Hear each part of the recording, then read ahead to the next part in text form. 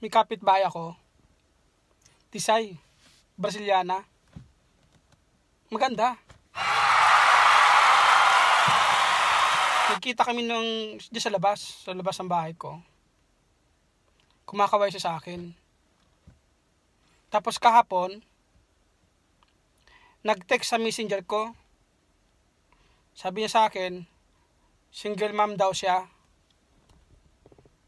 Di tinignan ko yung profile niya.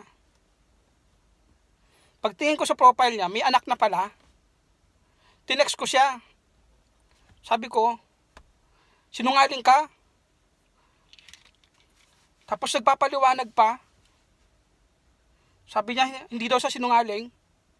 Ayun o, yun ang bahay niya, yun o. Yan bahay niya. Sinungaling. Single mom daw siya, tapos may anak. Lulukuhin pa ako.